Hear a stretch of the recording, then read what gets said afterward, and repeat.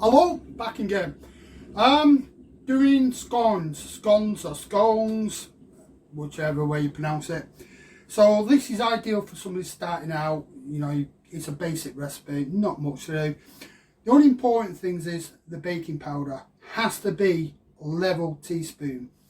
Too much, it's not going to rise. Too little, won't rise. Everything has to be cold. I put my flour in the fridge for an hour. The butter's just come out of the fridge. Hands cold. They've been in some ice water. And that's basically it. So out of this recipe, I think you should get, depending on the size, I'm going to do like about almost as big as a saucer, so I should get about 4 or 5. If you do normal size, about 15-ish. So you want them about an inch and a half thick. Okay, preheat your oven to 210, which I think is about gas mark 9. Okay, so I'm going to turn the camera around and we'll get going, and I'll go through the ingredients. Okay, hopefully you can see everything. So we've got 450 grams of self-raising flour. Okay, 450 grams. Into that I've got 2 level teaspoons of baking powder and 50 grams of caster sugar. You can use granulated, it doesn't really matter. So you put that in. Now you've got to use your hands for this. Okay, give that a mix. Just mix it through there. Now you want, oh god, that's coming out of my nose. You want 100 grams of butter. I'm using clover, don't use pure butter. Clover, flora, just like butter that. Break it up. This is come out of the fridge, so you want it, you know, you want it cold. So the colder the better. Otherwise it goes all mushy. It won't. So what we're doing, we're going to make breadcrumbs. Okay, and I'll show you how to do breadcrumbs. Right, get rid of that. So bread, all you do is like pinching it. Not too much. It does take a while. And all your flour might not be breadcrumbs, but most of it will. It doesn't really matter too much. So you keep going. Yeah, it's like a dust cloud of flour in here. You probably can't see it. Everything's going to be coated in flour. So keep going. Just gently. You want it like crumbs. Now, I'm going to do fruit scones. So I've left the fruit in the other room, so I'm going to have to go and nip out and get them. Okay, so we'll do this and I'll go and get them. So bear with me. Something I forgot. You can do plain. It's the same recipe. You can put nuts in it, chocolate chips. So, but I'm doing dried fruit. So it's a mixture of currants, raisins, sultanas I'm going to use. So there we go. So, like all crumbs.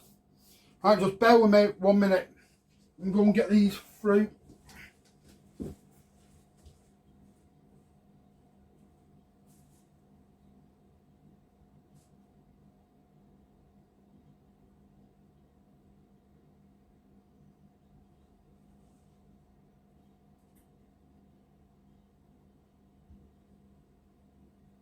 Right, I'm back. Sorry about that. I forgot all about them. So I'm just using sultanas I'm using. I thought it was mixed fruit. So sultanas. The amount you put in is up to you. I'm not going to measure it.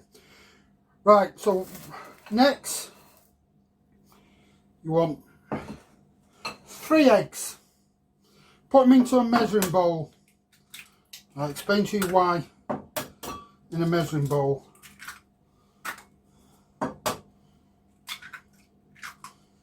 Right, so we've got, so now you want milk, any type of milk, and you want to pour it up so it's 300 ml. So 300 ml. Give it a whisk. Get me just break the eggs up. Last time I made this with 1 egg, and I should have done it with 1 egg really, but yeah, I suppose you could put 1 egg in this. Right, this gets messy. tip that in, just make a little well. There we go. So put it all together. It's going to be quite sloppy, this. Look, it's a messy. But it'll come together.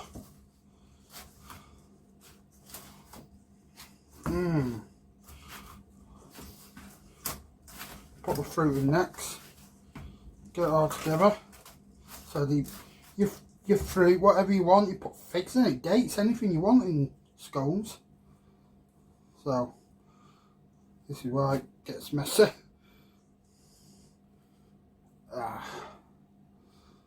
It's like glue, but it'll all come out fine. Right, I'm going to put whatever that's in this, what's left, just get rid of it. So we'll just put that, mix all that in. Put cherries in it. Another one, yeah. Cherry scones.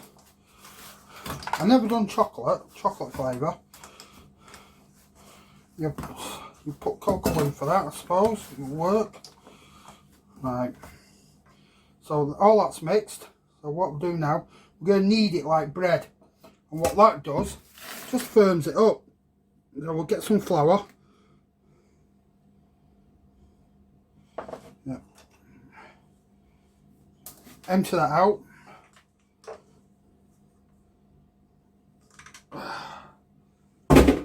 Right. Just need this. It won't come as sticky soon. It will firm up.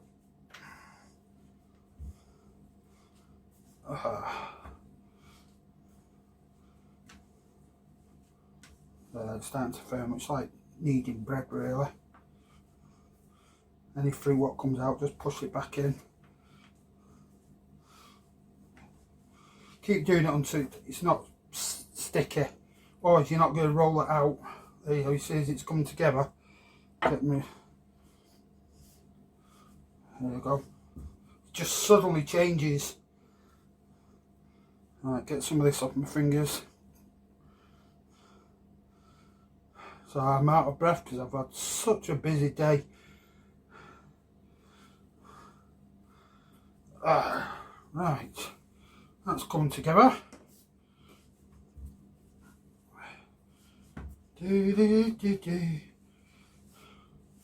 Scones. So what is it? Scones or scones?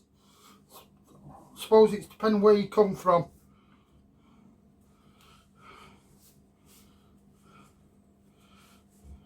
Right, a little bit more flour. There we go. So that's that. Right, flour the surface before we roll it. I'll give it a pat. Let me just wash my hands. Get some of this off.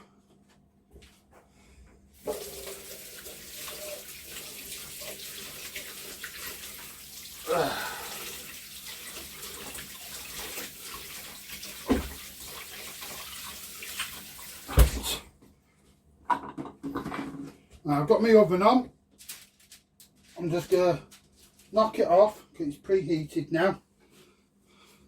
So I'm going to get a mould. Well, a thing I'm going to cut around. So, right, get me. I'm not prepared today. I've just been rushing. So we'll just roll out. Like I said, about an inch. If it starts to stick, put more flour on. So,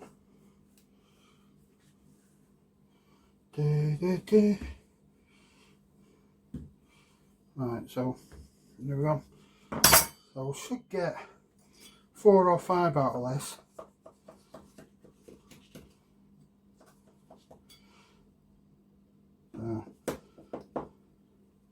It's hot in this kitchen as well, very hot. I've had the oven on. I can't put my fan on, otherwise I get flour blowing everywhere.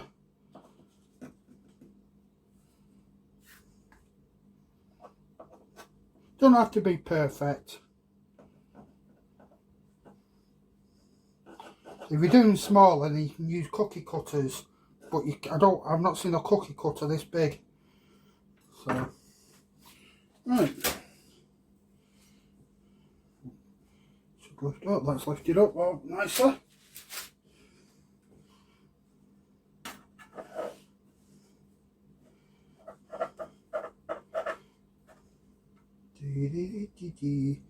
Lovely jubbly, as they say.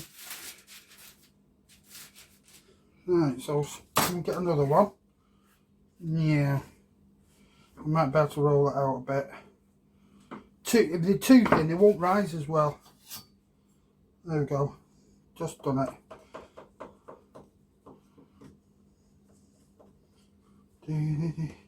Could use a pizza cutter for this, which I've got. Look. They're quite simple to do. So they don't have to be perfect. So get as many as we can. I think get another 2. Give it a squash. No, hold that. There. Right. It's extremely hot in there. Another one. Yeah, we'll get another one out of this. One more. Like I said, if you're doing normal size, like you buy in the shops, 10 or 15 for this amount. If you want more, just double up on the ingredients. But the last lot I made, I only put 1 egg in, and they come out fine. So maybe I should have just done with 1. Anyway, let's get one more out of this. Might be some flour. Well, that was easy. Can't really go wrong. Just remember, level teaspoons. So you get a teaspoon, get a knife, and everything cold. Everything. The cold the better. And like I've already said, don't use pure butter. I don't think it works as well. There we go. That to be perfect. Right. Look at that. Over. So what we'll do now, show you. Get rid of some of this flour. Oh, I better put the board on. Oh, I'm going to get flour all over me of them. Right. So what we're going to do, we're going to egg wash it. Basically just an egg which has been whisked up a bit. Not this browns basically. That's all that egg washing does. I'm not going to do them all. They go in the oven at 210. Gas mark 9, but check. Excuse me. For about 15 minutes. That's fine. Okay, so that's that. I'm going to finish the rest off because I've got several more to do. Then I'll show you when they're done. So, okay. Shattered. Just worst part is cleaning as always. Anyway, right.